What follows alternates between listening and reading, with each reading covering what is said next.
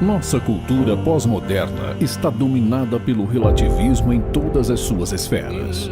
A ideia de verdades absolutas, pouco a pouco, é extinta. Tudo é relativo e cada um possui sua própria verdade. Este relativismo tem atingido as igrejas e colocado em dúvida a autoridade da palavra de Deus. Para o verdadeiro cristão, as Sagradas Escrituras são a única, suficiente, correta e infalível regra de todo o conhecimento, fé e obediência para a salvação. Ela é a melhor maneira de vivermos, a mais nobre maneira de sofrermos e a mais vantajosa maneira de morrermos. Em meio ao abandono e à crescente ignorância sobre as Escrituras, Deus proclama: toda a Escritura é inspirada por Deus e útil para o ensino, para a repreensão, para a correção, para a educação na justiça. Conferência Old School 2024. O tema desse ano será Autoridade e Suficiência das Escrituras. Os preletores desse ano serão Marcos Granconato. Os irmãos devem se concentrar num texto, tentar descobrir a intenção autoral e extrair as lições teológicas, doutrinárias, as verdades eternas que ele quis transmitir. Josh Buice. And then draw the focus in to the person and work of Jesus Christ, presenting Him as the transcendent, true, living God. Leandro Lima. Porque esses pregadores que estavam ensinando as coisas erradas, em princípio, eles não diziam que a salvação era pela lei. Eles diziam que a salvação era pela graça. Mas em seguida, eles acrescentavam aquilo que eles achavam que era necessário. Paulo Júnior. Igreja brasileira, não aceite, não confie, não dê crédito a qualquer espírito, não acredite em qualquer doutrina, não acredite em qualquer pregador. Steve Lawson. When we read the Bible and when we look into the Bible, it is like looking into a mirror. And suddenly you see what's inside your soul. Paul Washer. I look at them Eu olho para eles and I say, listen to me. e eu falo para eles: me escuta. God has opened a door Deus abriu uma porta and the only thing can close e it a única coisa que pode fechar essa porta is your sin. é o seu pecado. A conferência será realizada no dia 6 a 9 de junho, na cidade de Franca, São Paulo. Faça agora mesmo a sua inscrição em nosso site www.conferenciaoldschool.com.br.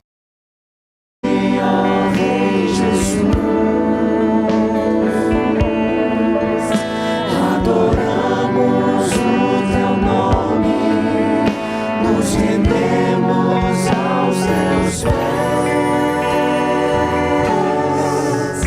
consagramos todo nosso ser a ti.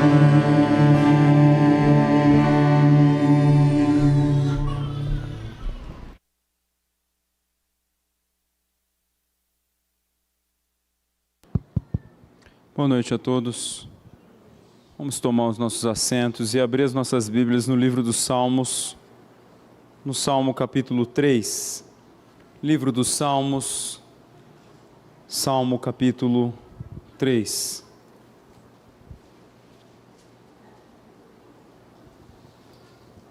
Salmo capítulo 3, verso 1. A palavra do Senhor diz o seguinte: Senhor, como tem crescido o número dos meus adversários, são numerosos os que se levantam contra mim, são muitos os que dizem de mim, não há em Deus salvação para ele. Porém tu, Senhor, és o meu escudo, és a minha glória e o que exaltas a minha cabeça. Com a minha voz clamo ao Senhor, e Ele do seu santo monte me responde. Deito-me e pego no sono, acordo porque o Senhor me sustenta. Não tenho medo de milhares do povo que tomam posição contra mim de todos os lados. Levanta-te, Senhor, salva-me, Deus meu, pois feres nos queixos a todos os meus inimigos e aos ímpios quebras os dentes. Do Senhor é a salvação e sobre o teu povo a tua bênção. Solte aí, curva sua cabeça, feche seus olhos. Vamos orar para dar início a mais essa reunião. Senhor, é sempre debaixo da sua misericórdia, da sua graça, que nós podemos nos achegar diante de Ti. Senhor, como diz o salmista, nós só acordamos porque o Senhor nos sustenta. Se conseguimos louvar ao Senhor é porque o Senhor nos sustenta. Se estamos aqui nessa noite é porque o Senhor nos trouxe e nos deu condições de estar aqui. Se nós, meu Deus, hoje somos salvos é porque do Senhor vem a salvação. Se nós conseguimos Te adorar, bendizer ou ter temor em nossos corações, é porque o Senhor nos concedeu todas essas graças. Que mais uma vez, meu Deus, ao nos achegarmos diante de Ti, possamos nos achegar com temor e reverência, tendo consciência de que é do Senhor todas as coisas, ao Senhor pertence todas as coisas. Que nós não somos nada, fomos criados para ser Suas criaturas, fomos criados para ser homens e mulheres que devem adorar e ser os filhos de Deus nessa terra. E nós louvamos o Teu santo nome por isso. Louvamos o Teu santo nome pelo Teu poder, pela Tua soberania, pela Tua majestade, pela Tua onisciência, onipresença, onipotência, por tudo que o Senhor é. Que mais uma vez, nesta noite, o Seu nome seja engrandecido e exaltado, e todos os louvores e adoração sejam dados a Ti, único digno de toda honra, glória e louvor em toda a terra. Louvado seja o Teu santo nome, em nome do Senhor Jesus. Amém. Vamos colocar de pé para poder louvar o Senhor.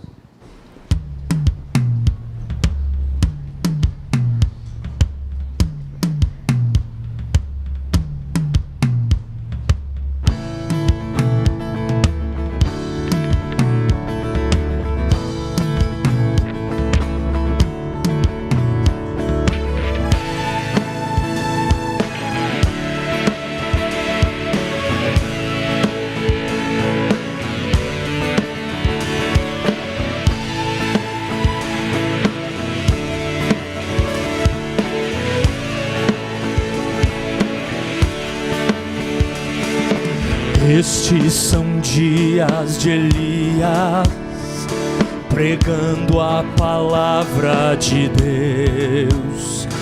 E estes são dias do servo Moisés, justiça reinando outra vez. São dias de tribulações, de trevas e perseguições. Nós somos a voz do deserto que clama: prepare o caminho do Senhor. Ele vem, a trombeta soará, claro como o sol, nas nuvens voltará. Declare alto, este é o ano do perdão, de Sião virá a salvação.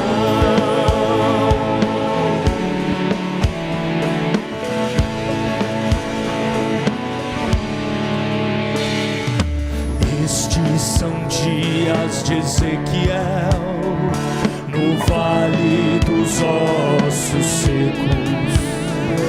E estes são dias do servo Davi, restaurando a adoração.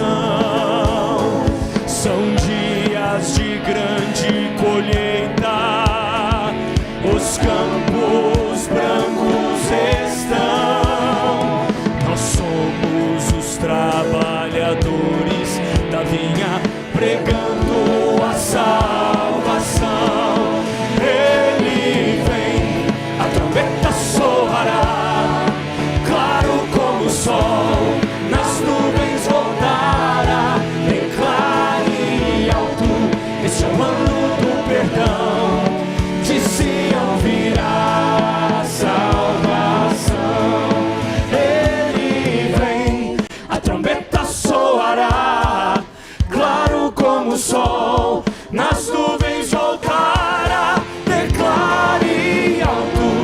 esse é o ano do perdão.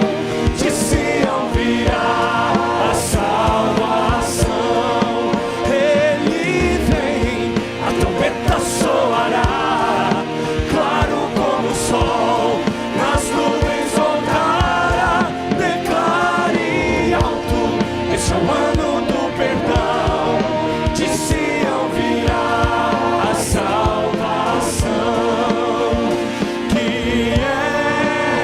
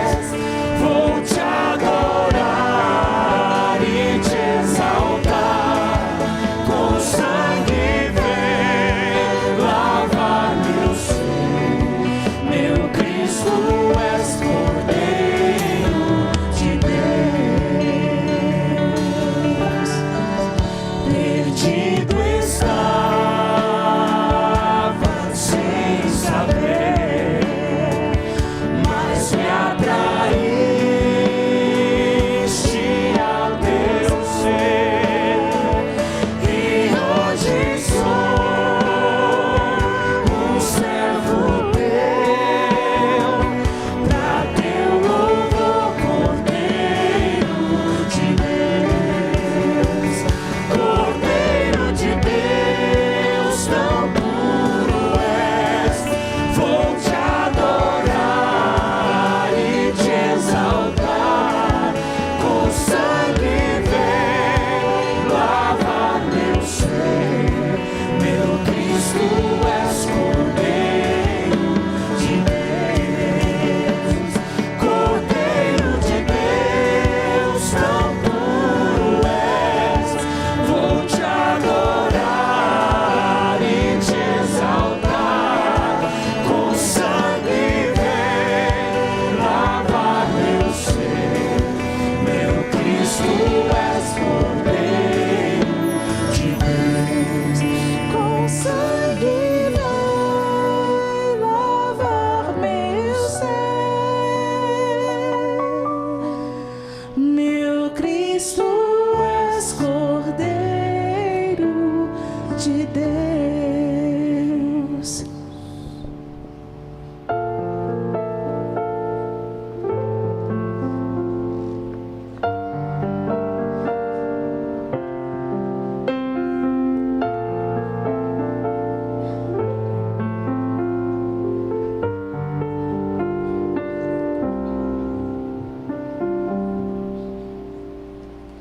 Tua é a glória e o poder, tu és pra sempre Rei, honra e majestade estão diante do Senhor. Não existe nenhum Deus que seja digno como tu. Nada vai me separar de ti, tu és a própria vida em mim. Não deixarei de te louvar, não deixarei de te buscar, és a razão da minha vida. Vivo pra te exaltar, não deixarei de te louvar, não deixarei de te buscar, és a razão da minha vida. Vivo pra te adorar. Tua é a glória e o poder, tu és pra sempre Rei, honra e majestade estão diante do Senhor. Não existe nenhum Deus que seja digno como tu. Nada vai me separar de ti, tu és a própria vida em mim. Não deixarei de te louvar, não deixarei de te buscar, és a razão da minha vida. Vivo pra te exaltar, não deixarei de te louvar, não deixarei de te buscar, és a razão da minha vida. Vivo pra te adorar, não deixarei de te louvar, não deixarei de te buscar, és a razão da minha vida. Vivo pra te exaltar,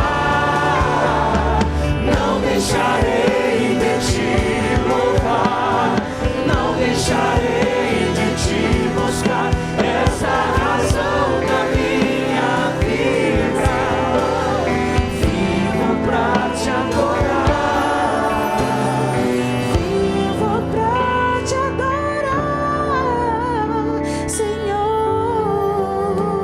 seu assento.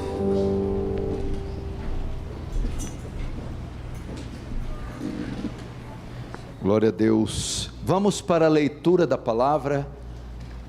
Já vou liberar as crianças, que tem gente ainda está sem lugares. As crianças de 3 anos e 11 meses podem ir para a escolinha. De 4 para cima já ficam, por favor.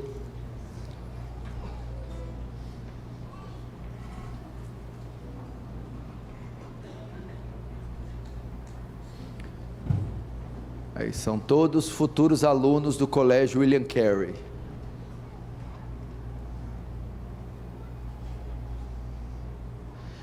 Vamos fazer a leitura do Salmo 139. Eu ia fazer a leitura de outro texto, mas ao cantar esse louvor, eu pensei, eu vou aproveitar a ocasião para exaltar o nome de Deus, os atributos de Deus, a grandeza de Deus. E esse salmo faz como quase nenhum outro isso. Salmo 139, verso 1.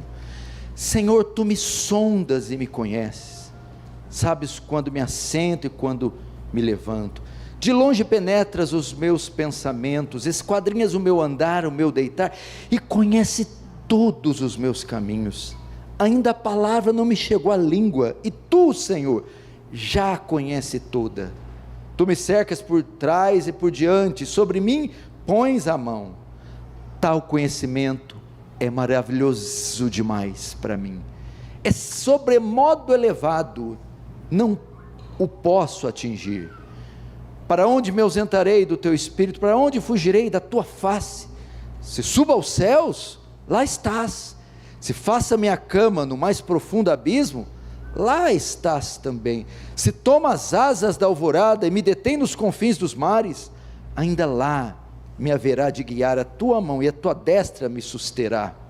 Se eu digo, as trevas com efeito me encobrirão e a luz ao redor de mim se fará noite, até as próprias trevas não te serão escuras. As trevas e a luz são a mesma coisa, pois tu formaste o meu interior, tu me teceste no seio da minha mãe. Graças te dou, visto que por modo assombrosamente maravilhoso me formaste. As tuas obras são admiráveis e a minha alma sabe muito bem. Os meus ossos não te foram encobertos, quando no oculto fui formado, entretecido como nas profundezas da terra. Os teus olhos me viram substância ainda informe, o feto, e no teu livro foram escritos todos os meus dias, cada um deles determinado, quando nenhum deles havia. Decretos divinos, soberania. 17, que preciosos para mim, ó Deus, são os teus pensamentos, e como é grande a soma deles. Se os contasse, excede os grãos de areia. Contaria, sem jamais chegar ao fim. Tomara, ó Deus, desse cabo do perverso. Apartai-vos, pois, de mim, homens de sangue. Eles se rebelam indiciosamente contra ti, e como teus inimigos falam malícia. Não aborreço, eu, Senhor, os que te aborrecem, e não abomino os que contra ti se levantam. Aborreço-os com ódio consumado. Para mim são inimigos de fato. Agora o 23, que deve ser a nossa oração sempre. Sonda-me, ó Deus, e conhece o meu coração. Prova-me e conhece os meus pensamentos. Vê em mim se há algum caminho mau, e provavelmente há, e guia-me pelo caminho eterno. Fecha os olhos. Pai Santo, diante de tais palavras, tudo que devemos fazer é nos render diante de tamanha glória, perfeição, sabedoria. Bendito seja o teu nome de eternidade a eternidade. Amém. Vamos continuar louvando.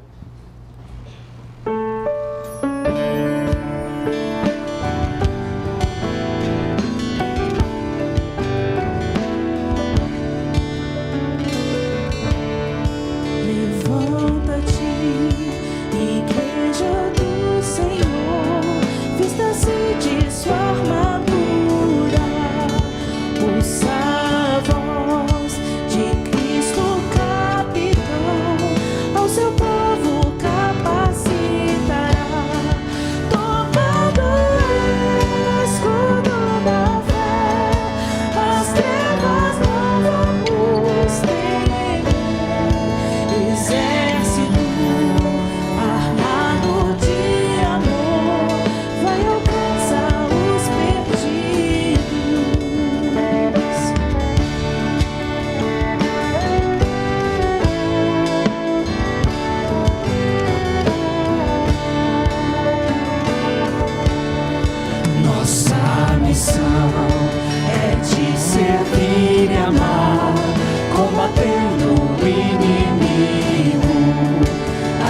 espada do Espírito dará liberdade aos cativos, mesmo ante a dor e a oposição, se espalhará a salvação. Cristo terá o que ganhou na cruz, as nações como herança. Veja na cruz a graça e o perdão, onde o Filho foi ferido, mas esmagados foram sob os pés do Senhor seus inimigos.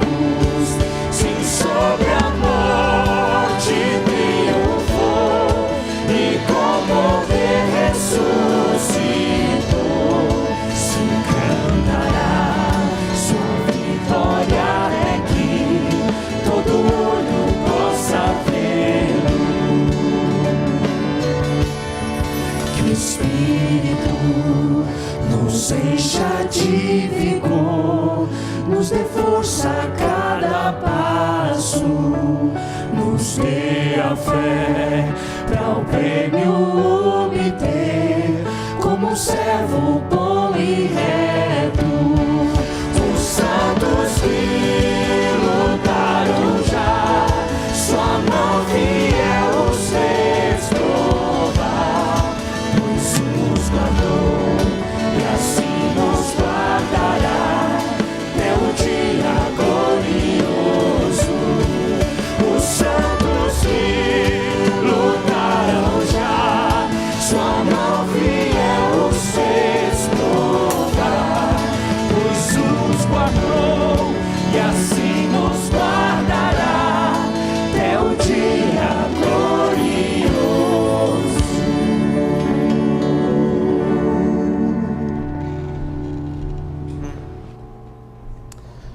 Amém. Queridos irmãos, esse é o momento também das contribuições. Quem for contribuir com dízimos e ofertas, pode escolher pegar os envelopes que estão presos aí nas laterais, trazer à frente, ou fazer a transferência mediante essa chave Pix. Pode fazer a sua contribuição, por favor.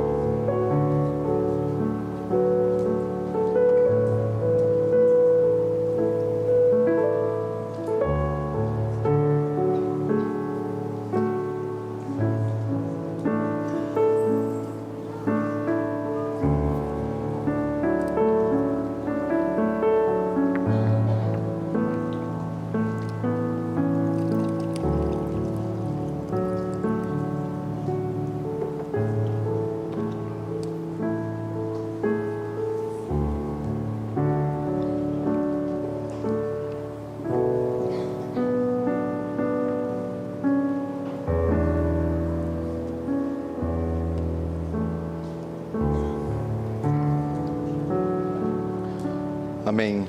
Vamos dar alguns recados, então nós já iremos para a palavra. Queridos, a reunião de oração essa semana será na quarta-feira, às 19h30. Sempre faço apelos para vocês comparecerem. Essa ferramenta é muito poderosa para nós não usarmos. Venha orar conosco.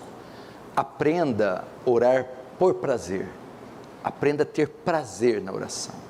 E eu já tenho visto que alguns irmãos que têm vindo, tanto na quarta ou nas vigílias, estão aprendendo a orar por prazer, orar com alegria, com disposição. Então, quarta, 19h30.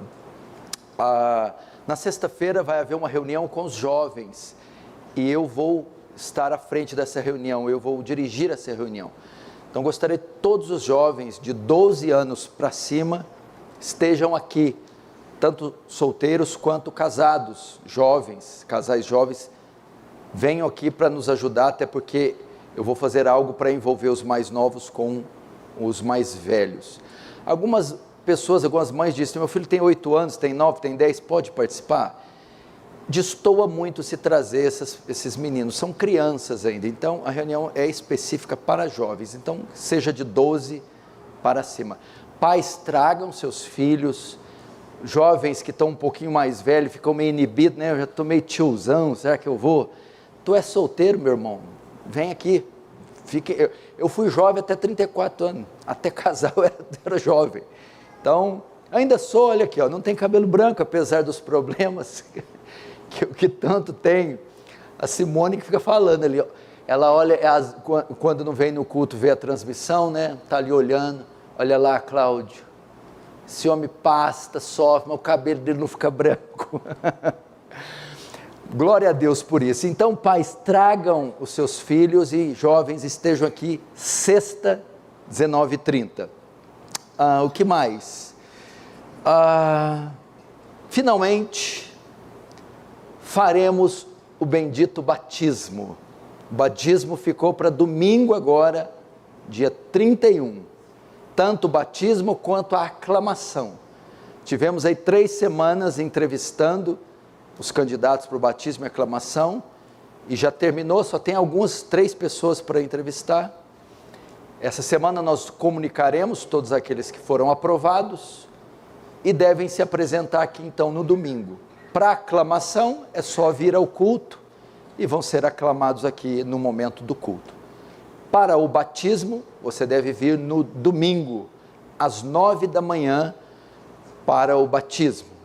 Trazer uma troca de roupa, uma toalha, se vestir adequadamente, porque você vai entrar na piscina, e então nós celebraremos o batismo. Todos estão convidados para assistir, domingo, 9 da manhã. Sendo assim, não vai haver escola bíblica dominical, porque o número de pessoas é grande e vai se estender, não vai poder haver a escola dominical. Então, toda a igreja está convidada. Domingo que vem, 31 de março, vai acontecer aqui às 9 da manhã o batismo. Então, a igreja está convidada e aqueles que foram aprovados, que vão ser batizados, serão todos comunicados essa semana. E à noite teremos o culto de Santa Ceia, de Ceia do Senhor. Então, estejam aqui também para a ceia, e aqueles que serão aclamados se tornarão membros por aclamação no domingo à noite. Ok? Outra novidade é que eu lancei esse livro, acabei de lançar, foi lançado esta semana, chegou até nós na sexta-feira, A Procura de Rebeca. É um livro sobre namoro cristão e está disponível, está ali na livraria. Então, todos que quiserem adquirir, eu recomendo, pais, que todos que tiverem filhos precisam ler este livro. Eu já vou dar esse livro para o Augusto ler. Ele não fala só de namoro, ele é um compêndio de masculinidade e feminilidade bíblica. Então ele serve para você, marido, para você, pai, para você, esposa, para você, mãe, para você, filho, para você, recém-casado, porque são princípios de masculinidade e feminilidade. São princípios de como escolher uma pessoa, como escolher uma pessoa para namorar e para me casar, tanto moça, tanto mulher quanto homem. Então, um livro para toda a família, para o casal ler, para os filhos ler, para os pais ler. E o menino de 12 anos já pode ler, por quê? Vai ensinar ele a já orar pela esposa dele, ou para o marido, se for a menina, e ela já ter critérios bíblicos para fazer a escolha desde a tenra idade, desde cedo. Então, não é um livro muito extenso, leitura leve, gostosa, de fácil compreensão. Então, se você quer adquirir, no final pegue na livraria. E eu quero fazer, como eu fiz ontem, em todos os lugares onde eu prego, levo meus livros, no final as pessoas vêm e trazem o livro para eu assinar, e eu gostaria de fazer isso aqui na minha amada igreja. Ontem eu fiz aqui, eu fiquei surpreso com a quantidade de gente que comprou e trouxe para eu assinar. Então eu estarei aqui no final, você adquire ali na livraria, vem, eu vou assinar para você. Tenha certeza, o conceito dos seus filhos, o seu conceito sobre namoro, sobre relacionamento e casamento vai mudar depois que você ler esse livro. Esse livro vai ajudar você a ser um melhor pai, melhor marido, melhor esposa, melhor mãe, e vocês, meninos, vão se livrar de muitos laços e vão aprender, com critério, escolher a mulher das suas vidas ou o marido das suas vidas. Abra agora o santo livro em 1 de Reis, 18.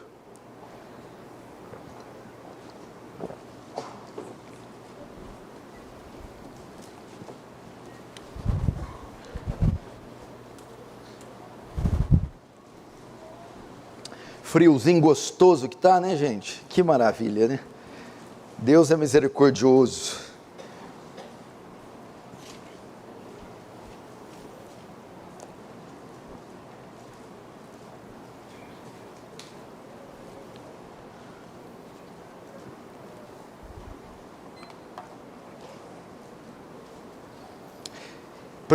Primeiro livro dos Reis, capítulo 19.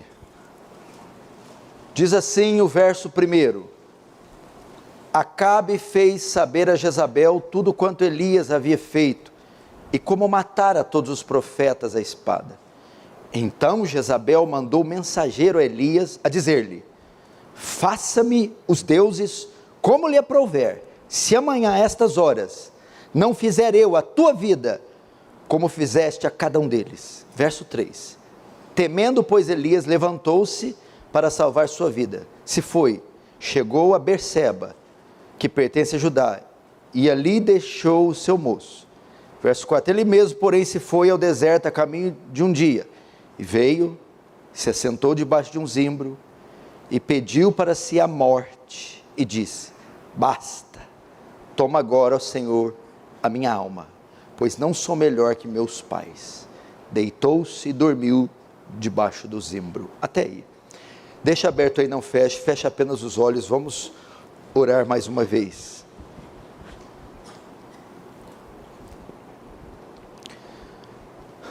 Querido Deus, santo Deus, glorioso Deus, amoroso Deus, paciente Deus, misericordioso Deus, benigno Deus, compreensivo Deus, terno Deus, vamos a Ti, tão pequenininhos, tão frágeis, tão estúpidos, tão temerosos, tão sensíveis, inseguros, fracos, desacreditados, muitas vezes tristes, mas neste grau de humilhação, de pequenez, chegamos àqueles pés, os mesmos que aquela mulher com fluxo de sangue chegou,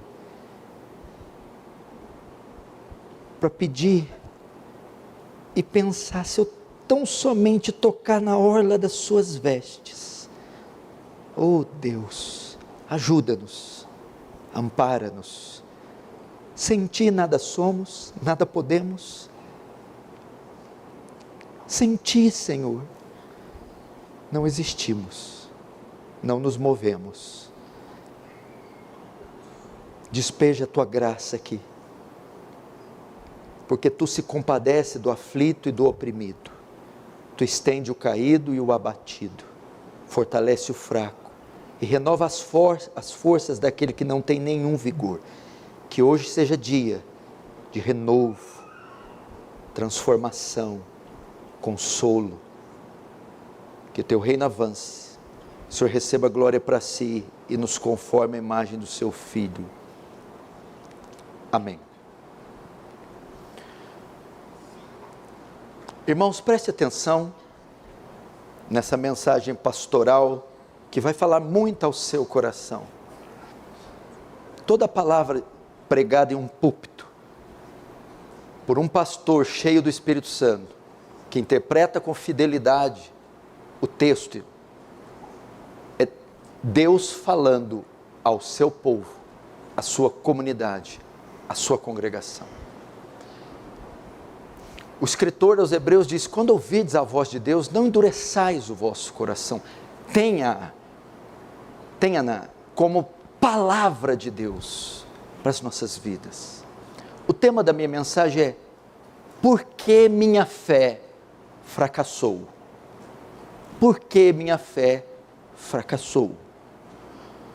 todos nós, ou todos que veem a fé, seja vindo do mundo pagão, ímpio, ou seja de uma religião ou de uma seita, e se converte ao Senhor Jesus, e descobre o glorioso Evangelho, e descobre a gloriosa verdade, palavra de Deus, tem um início glorioso, um início meteórico, marcado por alegria, disposição, coragem, fé robusta, fé inabalável.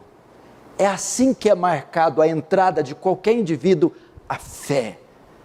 E nós temos aqueles primeiros anos que são anos encantados, e alguns teólogos antigos chamam de período de lua de mel.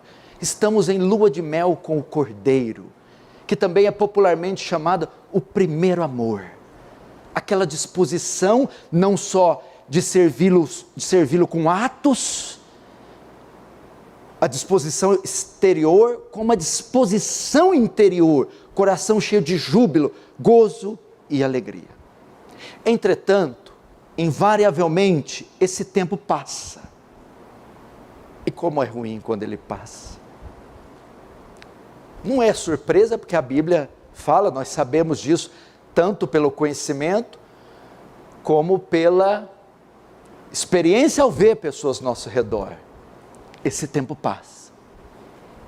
Então vem um período de escuridão, onde a nossa fé, porque eu me incluo, começa a naufragar, esmorecer, e aquele brilho vai se perdendo, calor vai se arrefecendo, o entusiasmo vai minguando, a disposição vai acabando, e a fé começa a fracassar.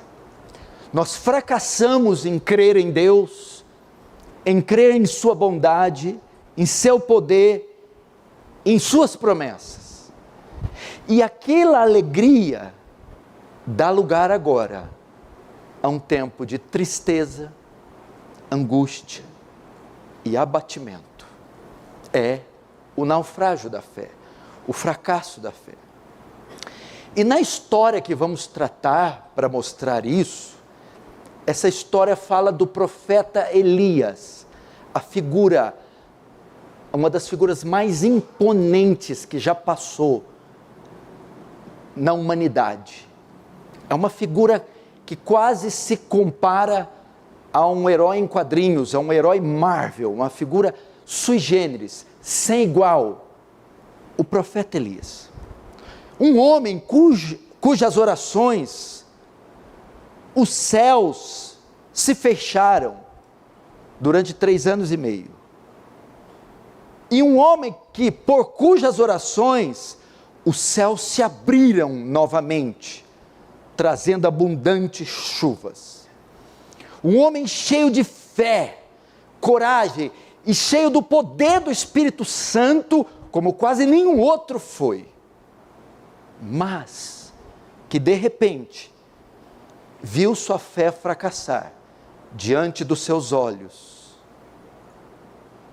diante de uma adversidade que se levantou na forma da ameaça que ele recebeu da rainha Jezabel. Elias sucumbe, esmorece. E como diz o verso 3, Elias foge. Temendo, pois, Elias levantou-se para salvar sua vida e foi até Berseba, aquele super-herói, imponente, impetuoso, decidido, vigoroso. Agora foge. Fugiu. Ele tinha acabado de protagonizar uma estupenda vitória, desafiando os profetas de Baal no Monte Carmelo. E Elias dá uma surra em um ato miraculoso, onde fogo do céu desce, consome o holocausto, e todos esses profetas são mortos. Mas agora, no momento em que o povo mais precisava de Elias, No momento em que o povo diz, depois dessa derrota, depois dele orar e as chuvas se reterem, as chuvas virem, depois de massacrar os profetas de Baal, agora ele vai promover uma reforma, e vai remover o culto a Baal e derrotar Jezabel e Acabe. Mas no momento em que o povo mais precisava dele, ele tomba, ele cai, ele foge. Elias não recebeu nenhuma ordem ou direção do Senhor para sair daquele local. Deus não mandou ele sair, ele não recebeu uma palavra, nenhuma direção para sair de lá. A ordem, pelo contrário, era para ir até Jezreel e ali permanecer. Veja, capítulo 18, verso 46.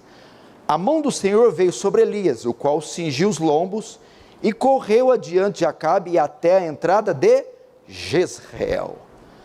A ordem foi para ele ir, e a ordem foi para ele permanecer. Ele não recebeu nenhuma ordem, nenhuma palavra, nem autorização para deixar aquele local e para fugir. Mas de repente, ocorre um eclipse na sua fé. Parece que Elias teve um apagão, porque o negócio foi muito momentâneo, foi muito estranho. E ele foi tomado de medo, fraqueza e desânimo. Tudo que Elias queria era fugir para longe. Quero me afastar, fugir.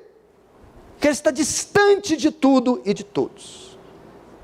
Elias se esqueceu do cuidado e da fidelidade que Deus acabara de ter com ele, quando ordenou os corvos que o sustentassem diante da seca, e que o ribeiro de Querite desse água suficiente para ele viver. E quando Deus o enviou a Serepta e ordenou que uma viúva o sustentasse, de modo que nem o azeite nem a farinha faltou, Elias se esqueceu. Sua fé fracassou. E eu creio que muitos aqui podem estar passando pelo eclipse da fé, estão assistindo com os olhos um naufrágio da fé, e questionam a si próprios: pastor, eu nem sei dizer o que está acontecendo comigo, eu não tenho controle do que está acontecendo, mas até o presente momento, até esta altura da pregação, eu já posso te dizer que eu me identifiquei com Elias. Estou como Elias. E essa palavra é para aqueles que estão naufragando na fé, que estão passando um eclipse, um apagão que não tem explicação lógica, racional. Pode ser você, querido irmão, querida irmã, jovem. Agora, como explicar essa situação? Por que a fé de Elias fracassou? Temos aqui uma nítida demonstração de perda de fé nos textos que eu li. Elias fugiu, deitou debaixo de uma árvore, disse: já basta, pediu no ânimo a morte, dizendo que eu morra. Baixa autoestima, complexo de inferioridade, depressão, isolamento social, sono, angústia. Que isso? Elias estava ali, desmoronado, ruído. Mas, o que causou isso?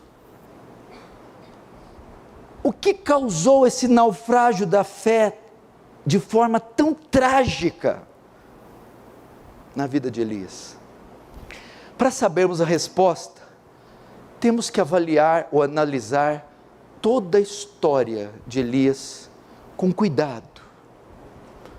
Porque ao fazermos assim, obteremos a resposta, não só do porquê a fé de Elias naufragou, mas porque a nossa naufraga ou naufragou. Preste atenção. Na maioria dos casos bíblicos, dos santos bíblicos, as quedas e derrotas deles, você as percebe no contexto anterior. Quando você olha para a queda, é só se avaliar o contexto anterior à queda, os versículos anteriores, a história anterior. Porque aí você vê que o indivíduo já dá sinais, indícios da sua queda. Por exemplo, Davi, antes de cair, já deu indícios. Ele cai com Batseba, mata Urias, aquela coisa horrorosa. Mas versículos anteriores, você tem indícios. Ele acorda tarde, ele não vai para a guerra, ele cobiça uma mulher, você vê ali. A queda já estava prevista. Mas no caso de Elias, quando você olha para trás, você não vê indício nenhum. Os versículos anteriores não dão nenhuma prova que a fé dele estava abalada. Aliás, pelo contrário, os versículos anteriores mostram que Elias estava muito bem. Não há nenhum indício de fraqueza com Elias. Então, como descobrirmos a causa do seu fracasso? Temos que procurar, não no seu passado, contexto anterior, mas no seu futuro, contexto posterior.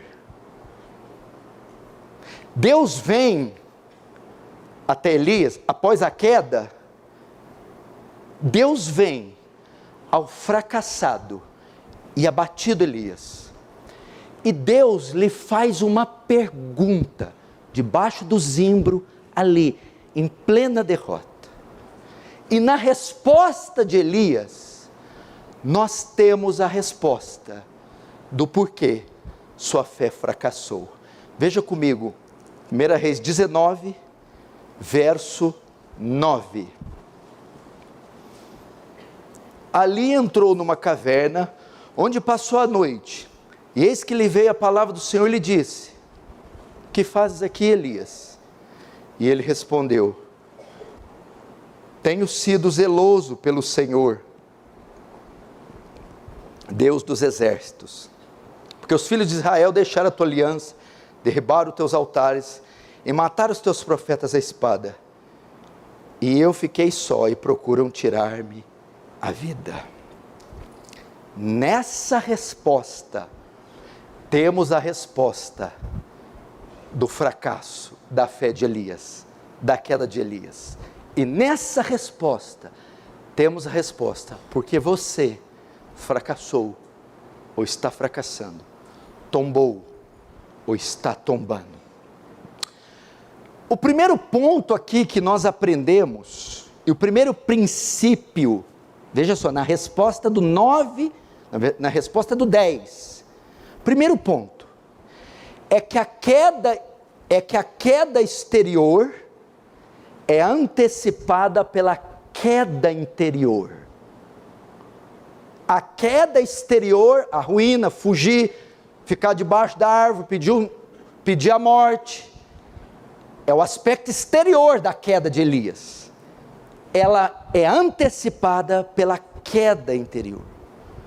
O fracasso exterior, a fuga de Elias, foi por consequência do seu coração. Elias está desabafando com Deus, está revelando o seu coração. Até aqui, ninguém sabia de nada. Até aqui, Elias estava perfeito e completo. Mas, aqui ele revela que o seu coração estava inflamado, estava fervilhando, algo estava acontecendo dentro do coração que ninguém via, nem sabia, que só depois refletiu no exterior, com a fuga, com a depressão, com a tristeza. Queridos irmãos, O problema sempre começa no coração. O fracasso, o naufrágio da fé, sempre começa no interior, no coração. Preste muita atenção. Não ignore os sinais do seu coração. Não ignore as mudanças do seu coração. Algo estava acontecendo no interior de Elias. Ele está desabafando. Ele está dizendo quando, por quê e onde. Ele está reclamando. Ele está expondo feridas, amarguras, dúvidas, inseguranças, incertezas. Isso estava tudo alojado no coração de Elias. E aí foi a causa onde deu início ao naufrágio da sua fé.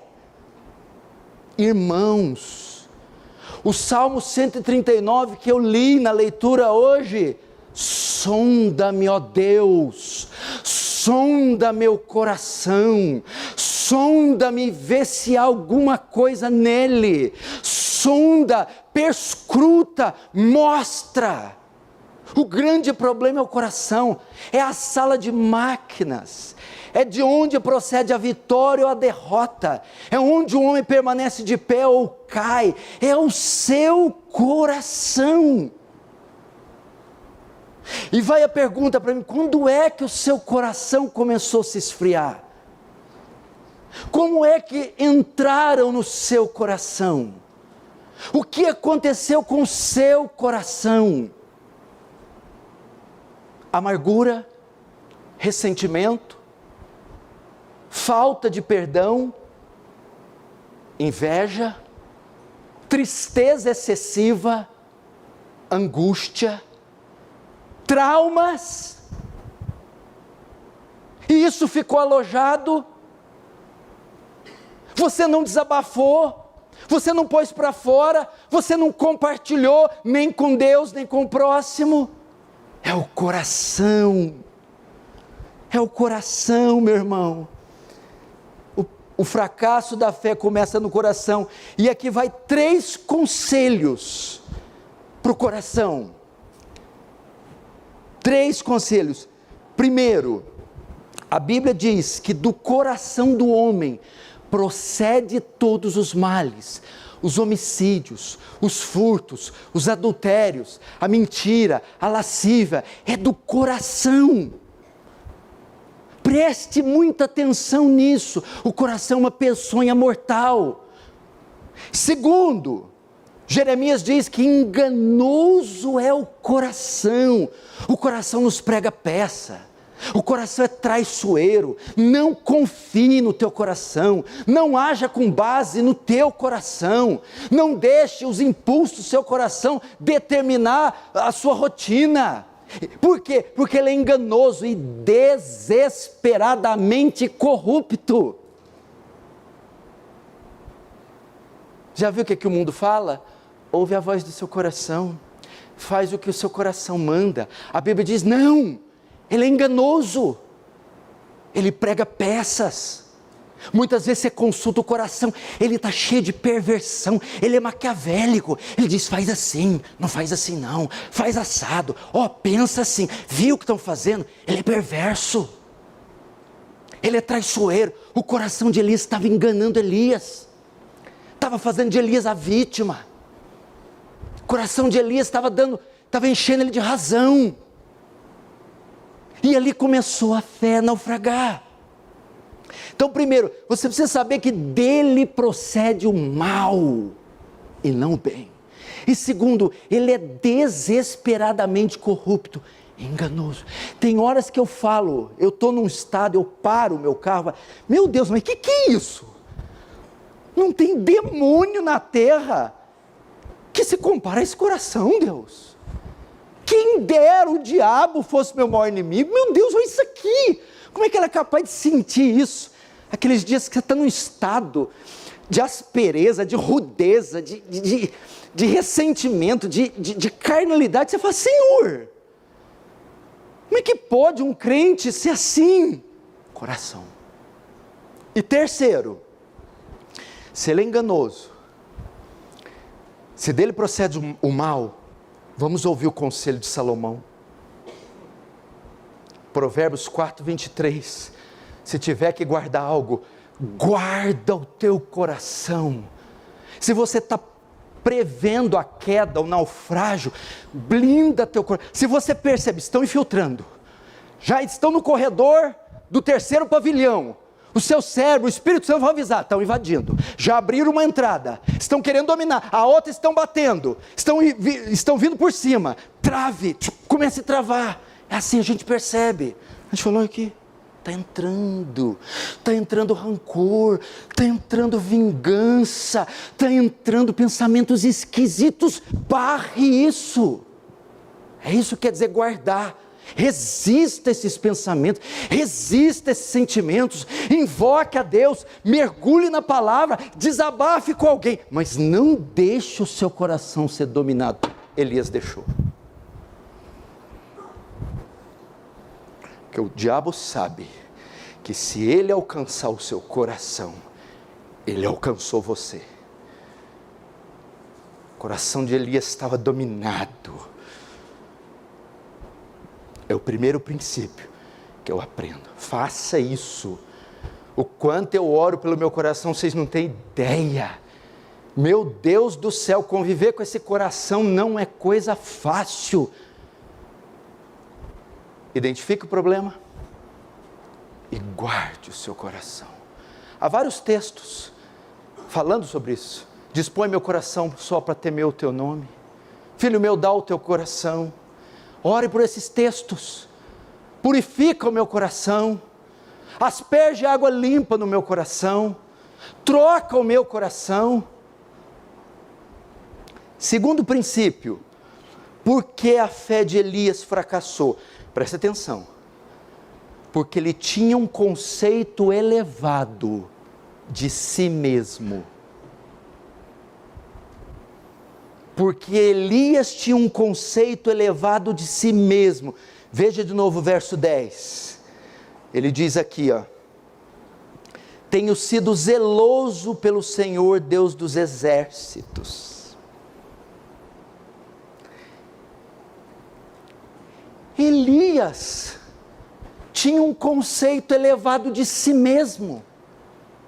Elias estava dizendo, não sei por que isso aconteceu, eu faço tudo certo, eu sou tão zeloso, não falhei em nada nessa tarefa que foi me dada, sou um homem de uma capacidade tais. Ele caiu nesse abatimento porque ele tinha um conceito elevado de si mesmo, de modo que ele imaginou que os resultados seriam compatíveis àquilo que ele achava ser. Eu dou sempre o meu melhor.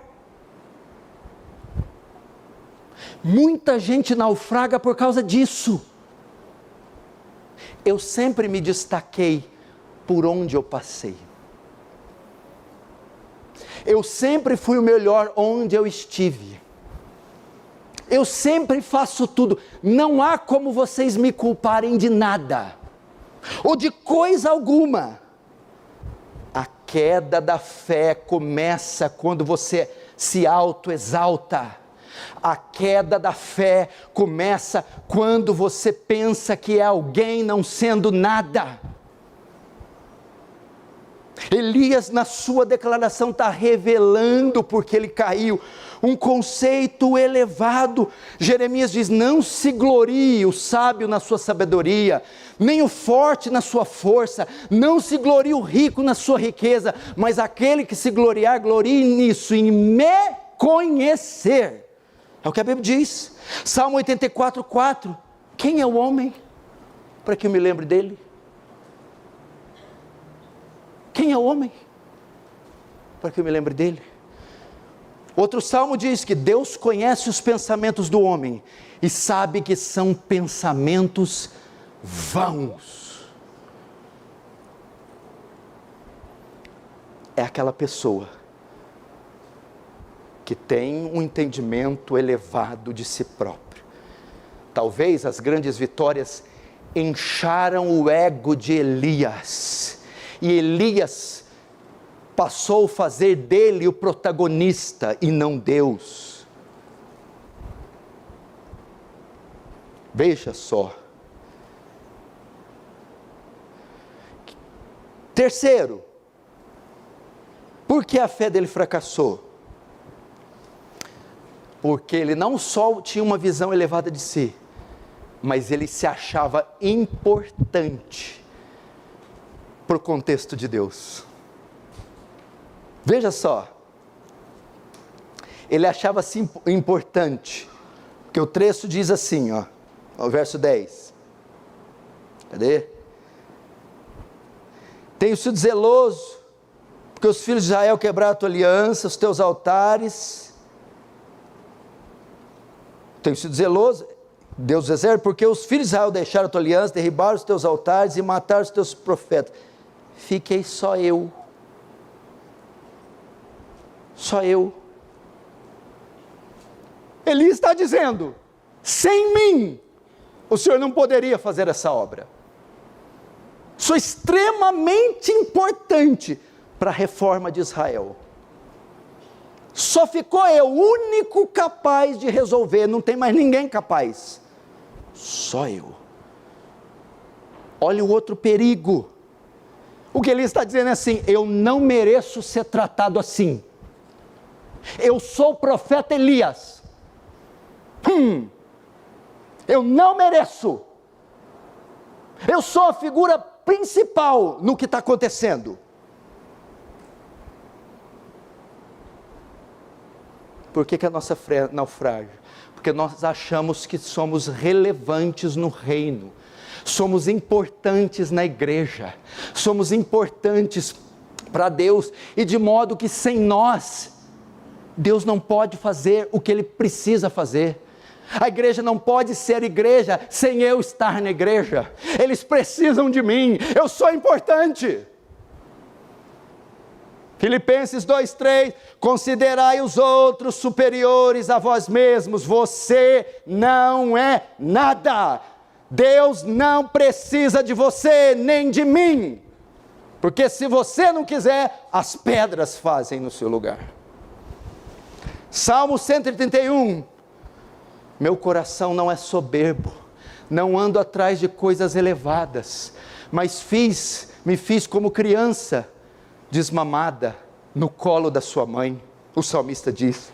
Gálatas 6:3, pois se alguém pensa ser alguma coisa, não sendo, engana-se a si mesmo. Era o que Elias estava fazendo. Você vai entender, vai ouvindo que você vai entender onde vai ser o desfecho. Por isso a fé dele fracassou. Tinha um conceito elevado de si, e achava que era importante. Como é difícil trabalhar com gente assim, que diz, eu não mereço ser tratado assim. Que diz, onde eu passei eu me destaquei. Eu sou bom. Quarto, por que a sua fé fracassou? Porque ele ficou decepcionado com a falta de resultados. Ele achava que depois de enfrentar, de cerrar os céus e depois trazer chuvas, e de derrotar os profetas de Baal no Carmelo, ele achava que o culto a Baal seria abolido, que Acabe e Jezabel iam se curvar, ia pianinho atrás dele, que ia ser um sucesso total. Mas o que aconteceu? Acabe e Jezabel não se curvaram, o culto não foi abolido, e ela ainda ameaçou ele, amanhã sua cabeça está na minha mão. E aí o que aconteceu?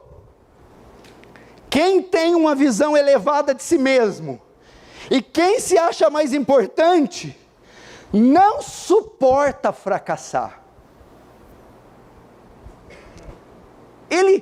Se ele tem uma visão elevada de si, e se acha importante, naturalmente ele exigia que os resultados viessem, ao não vê-los, ele se abateu, Ele esperava o sucesso e saiu tudo errado.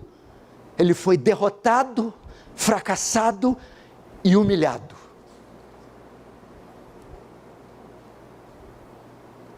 Onde eu passei, eu sou importante no cenário. Onde eu passei, eu me destaco. Eu tenho uma capacidade que outros não têm. Então, os resultados não vêm. Esse homem se abateu. Não é assim? Quanta gente você vê magoada, sentida, ou quanta gente você vê irritada, por quê? Porque sempre andou com o nariz em pé, ou sempre pensou mais do que devia de si próprio, e agora está sendo humilhada, está sem nada, e essa pessoa se abate muito, por quê? Porque eles não suportam serem humilhados, perderem.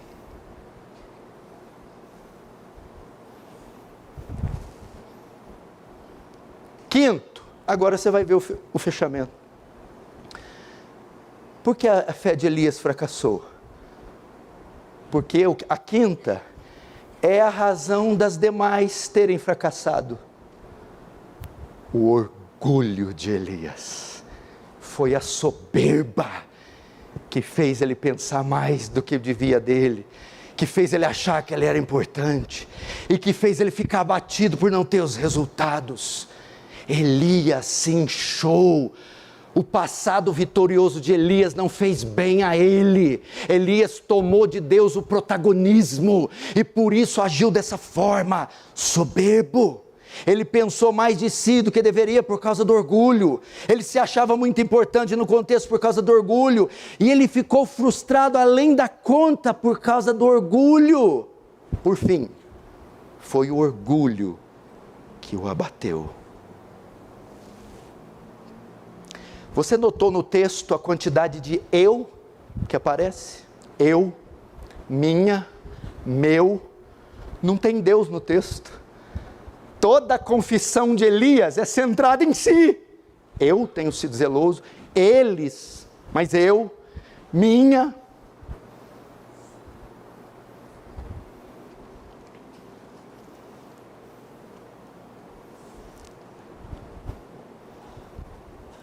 Isso mostrou que o quê? Preste atenção, irmãos. Que após certo tempo, Elias não estava mais confiando em Deus, mas na sua performance, na força do seu braço.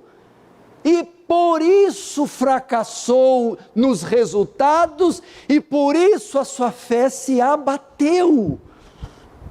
É isso que acontece conosco, aqueles primeiros anos.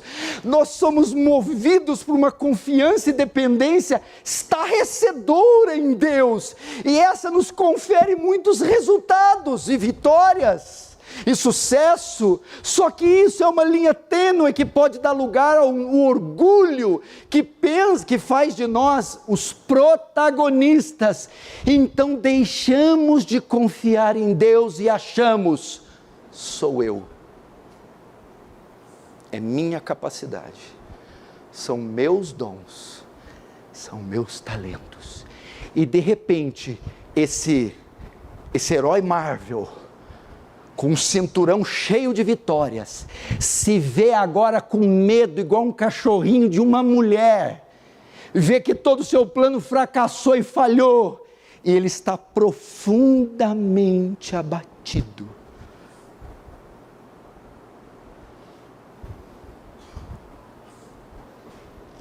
Isso já aconteceu comigo, acontece comigo, acontecerá comigo.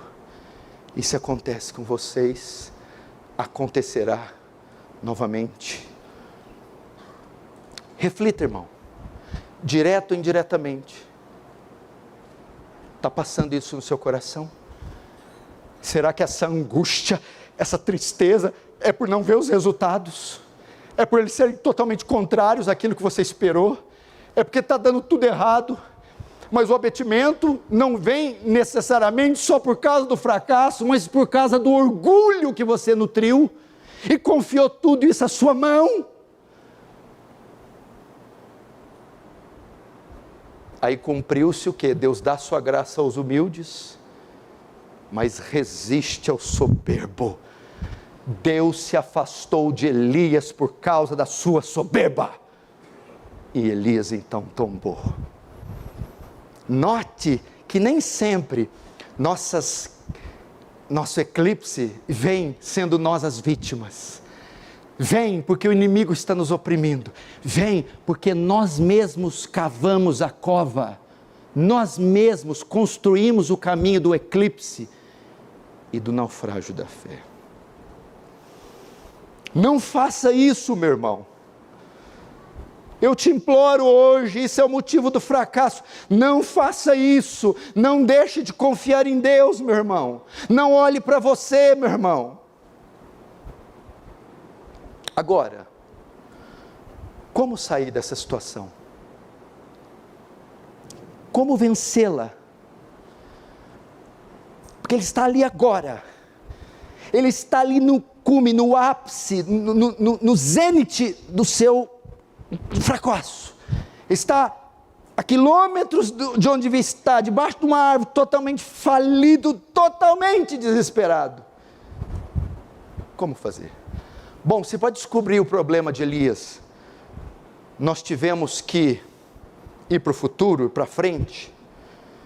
Para descobrir a solução, nós vamos voltar para trás. Ela não se encontra na frente, ela se encontra atrás. Abre comigo o capítulo 17.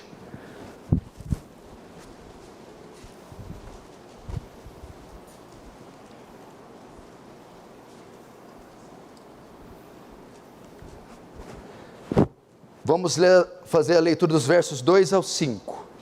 Veio-lhe a palavra do Senhor dizendo: retira-te daqui, vai para o lado oriental, esconde-te junto à torrente de Querite, fronteira ao Jordão. Beberás da torrente, e ordenei aos corvos que ali mesmo te sustentem. Foi, pois, fez segundo a palavra do Senhor, retirou-se e habitou junto à torrente de Querite, fronteira ao Jordão. Se o fracasso de Elias foi descoberto olhando para o futuro, pelo que ele fez no futuro, o sucesso de Elias tem que ser encontrado no passado, pelo que ele fez. E é para lá que ele deveria retornar agora.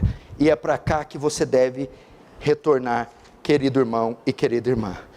Primeiro, você quer sair do naufrágio da fé? Primeiro, obediência. Veja só, veio-lhe a palavra do Senhor dizendo: retira-te daqui, vai para o lado oriental e te esconde junto à torrente de Querite, fronteira com o Jordão. Verso 5, foi, pois, Elias e fez segundo a palavra de Deus, retirou-se e habitou junto à torrente de Querite. Você quer se erguer novamente? Obedeça a Deus. Veja só, Elias não questionou. Elias, meu Deus, mas como Querite, caverna, aquela região, frio, clima, circunstância? Não.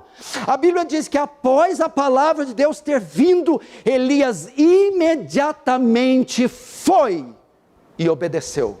A cura está na obediência.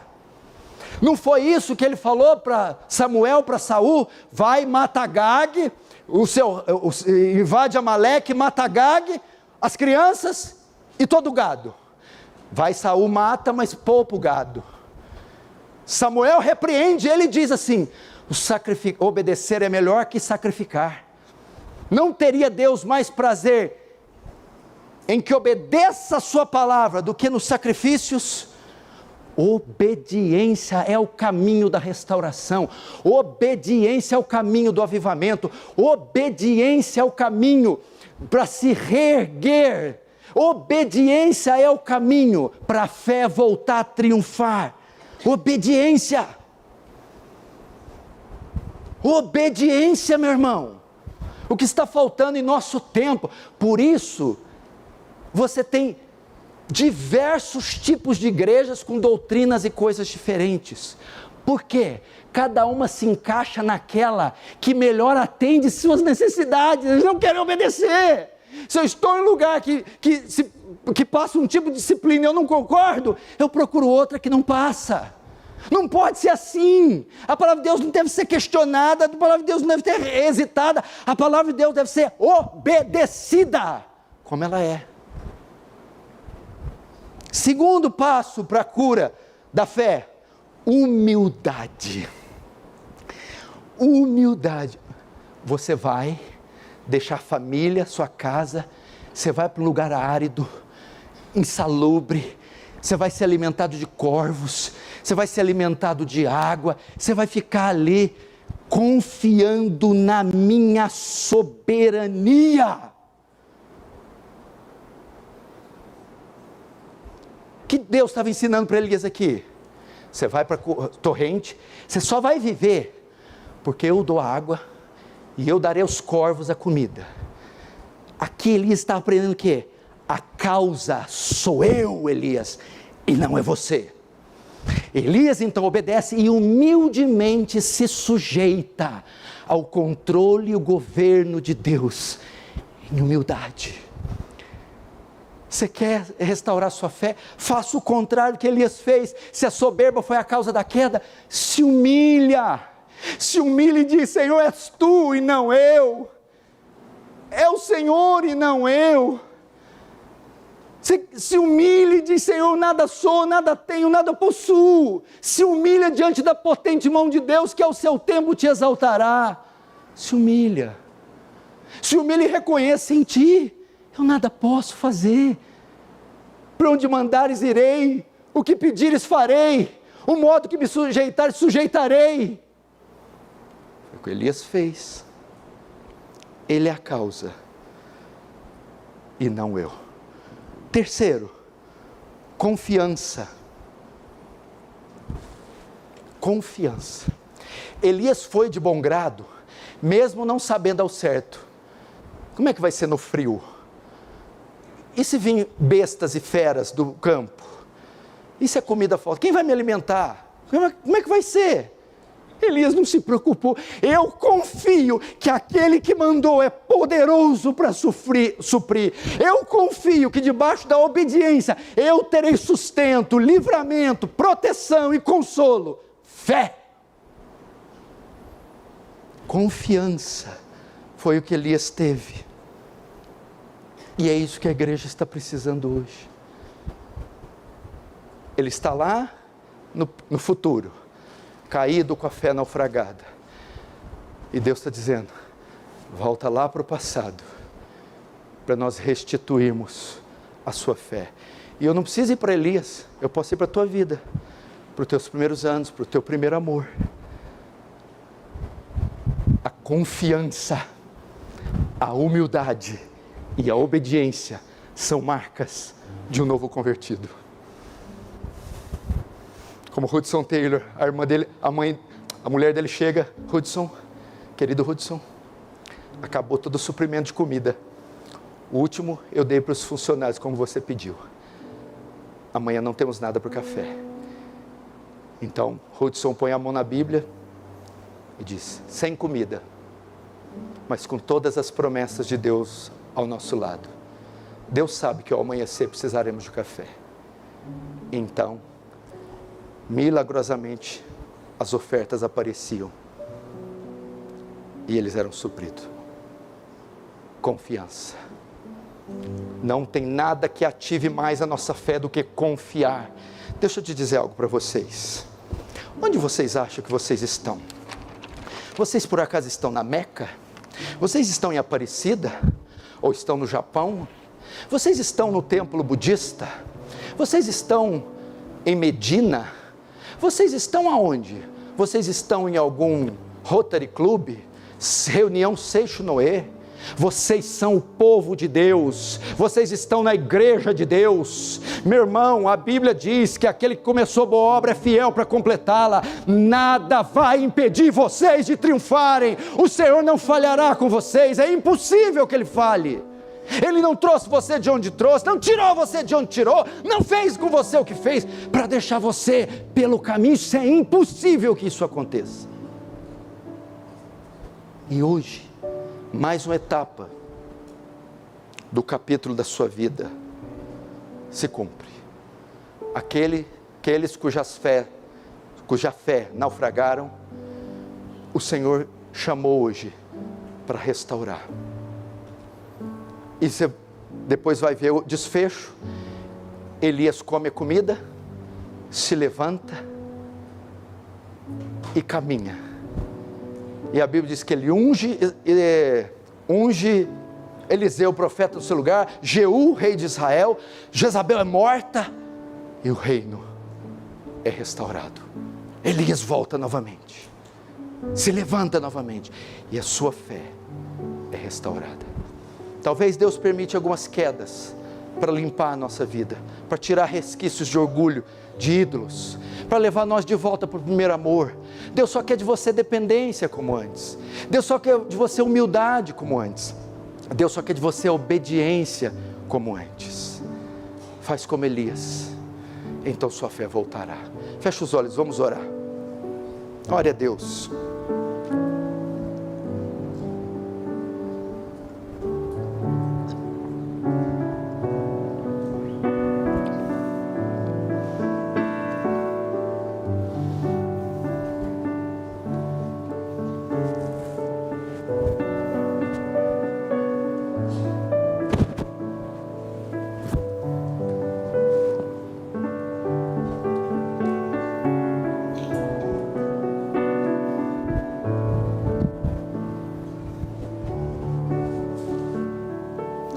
Fale com Deus.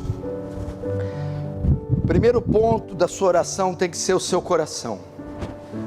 Sonda Ele, vê as motivações dele, vê se a batalha não está aí dentro, se a origem não está aí dentro, se a fonte não está aí dentro.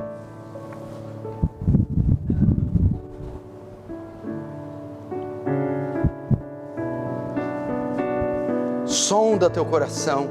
Ora a Deus, sonda, Senhor, me conhece.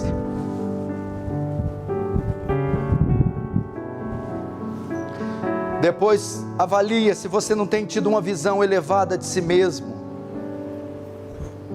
se você não tem se achado importante e por isso acha que merece colher resultados e não colhendo se abate.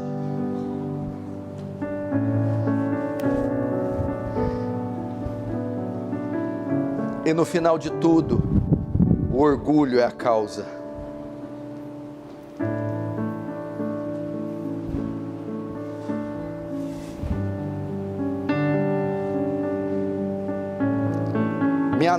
Minha fé naufragou porque eu esperei demais de mim e não do Senhor.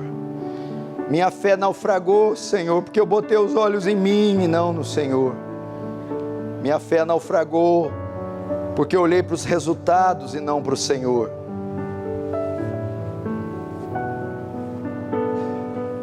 Minha fé naufragou, Senhor. Eu achei que eu era bom demais e não sou. Mas Deus, eu quero voltar e quero restaurar a minha fé. Por isso eu quero te obedecer e aquilo que tu disser eu farei.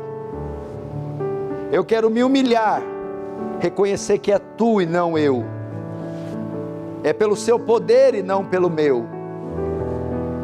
E eu quero confiar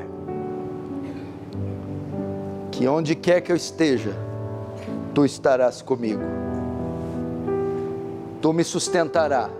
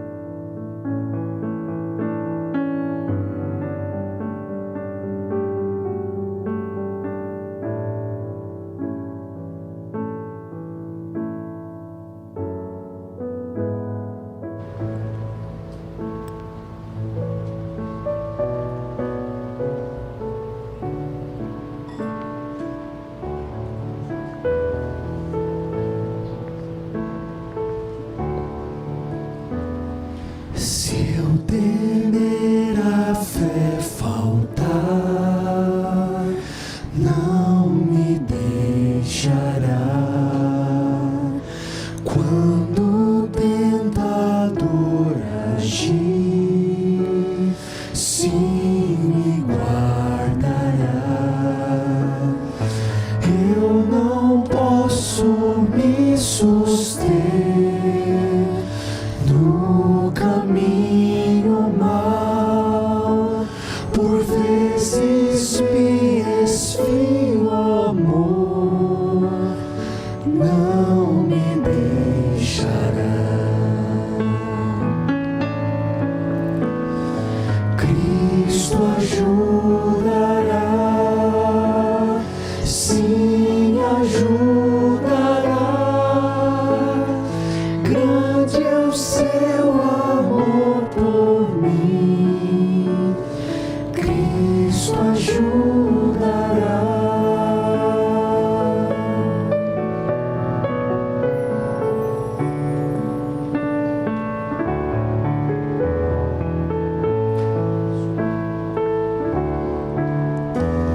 Nos salvos vem se deleitar, não me deixará. Precioso sou aos olhos teus, não me deixará. Minha alma não se perderá, seu plano cumprirá. Com alto preço me comprou, sim me guardará. Cristo ajudará, sim me ajudará. Grande é o seu amor por mim. Cristo ajudará. Cristo ajudará. Vamos colocar de pé. Sim ajudará. Grande é o seu amor por mim. Cristo ajudará.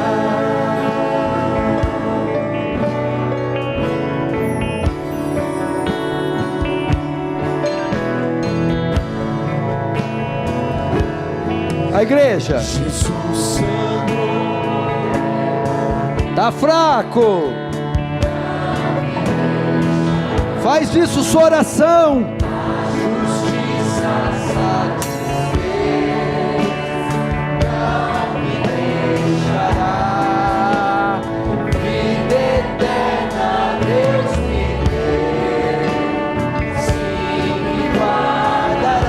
Até o fim.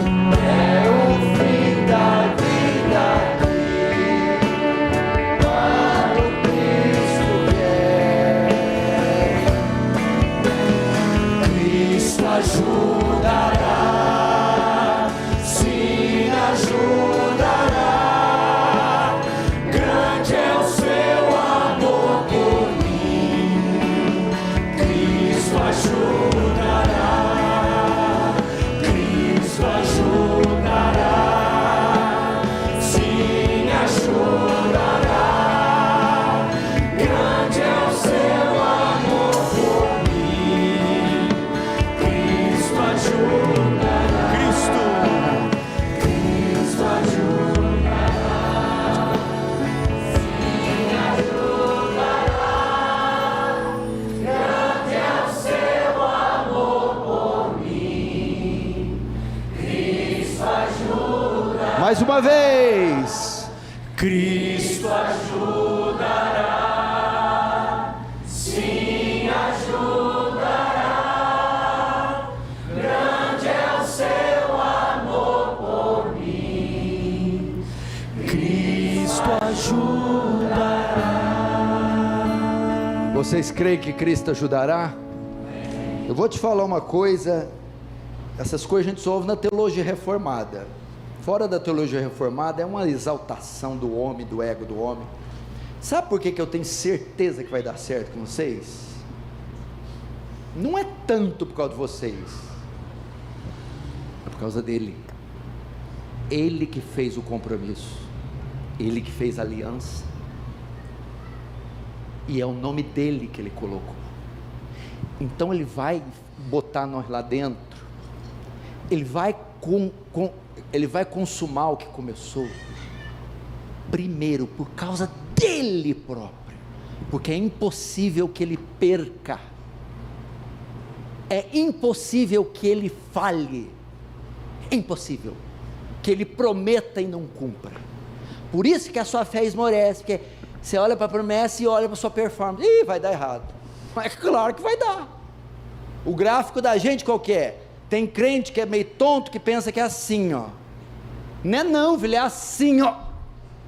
E não é nem assim não, é assim, ó. Aí quando você olha para você, para o teu gráfico, fica igual Elias. Mas quando você pensa assim, igual o pastor Danilo fala brincando, né? Danilo, não é possível, eu confio nas suas orações, pastor. Ele fala desse jeito, é a mesma coisa, por que eu vou dar certo? Eu confio nas suas orações, Jesus, eu confio no seu sacrifício, Jesus, eu confio na sua intercessão, Jesus, por causa dele que vai dar certo. Então quando você olha para ele, ó, comigo não está muito bom não, mas com ele está tudo bem. Eu tropeço, mas ele prometeu, por causa dele.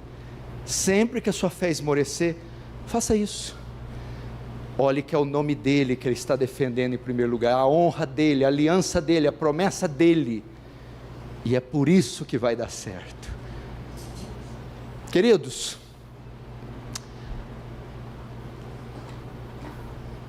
vou estar aqui, adquira o seu livro lá, vou esperar aqui e vou assinar para vocês. Vai ser excelente para a família e para os seus filhos, tenho certeza que vai mudar o conceito deles. Esteja aqui na quarta-feira para orarmos. Domingo então, 9 da manhã, batismo. À noite, ceia, apresentação dos batizados e dos aclamados. Fecha os olhos, vamos orar. E os jovens, sexta-feira, 7h30. Vamos orar então.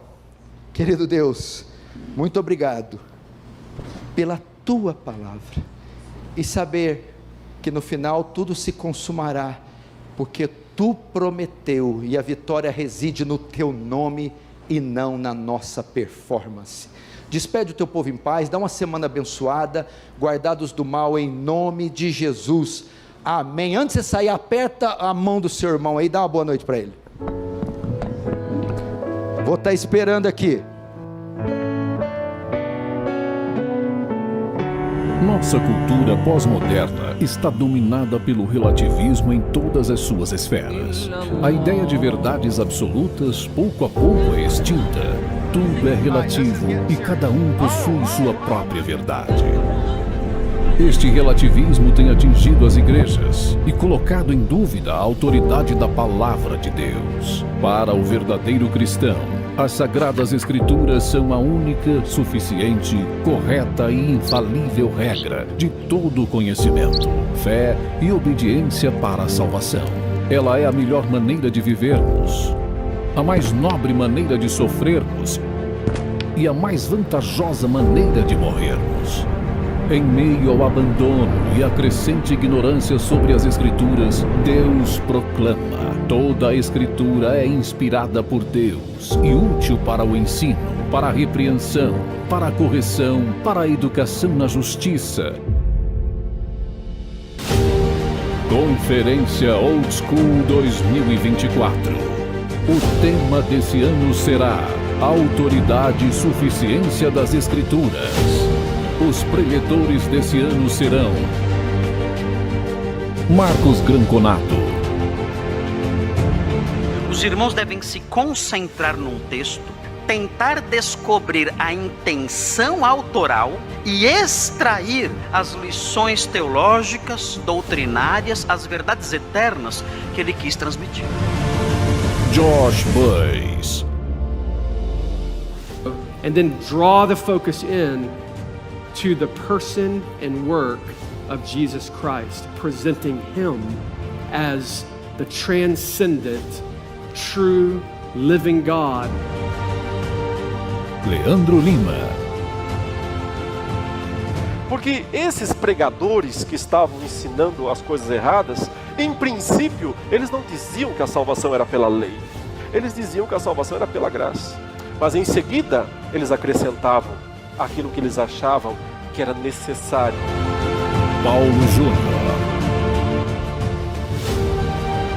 Igreja brasileira, não aceite, não confie, não dê crédito a qualquer espírito, não acredite em qualquer doutrina, não acredite em qualquer pregador. Steve Lawson. When we read the Bible and when we look into the Bible, it is like looking into a mirror. And suddenly you see what's inside your soul. Paul Washer.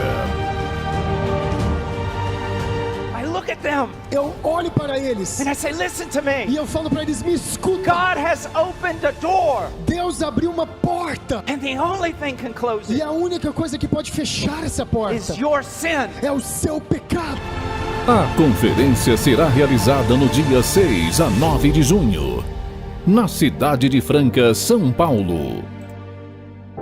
Faça agora mesmo a sua inscrição em nosso site www.conferenciaoldschool.com.br.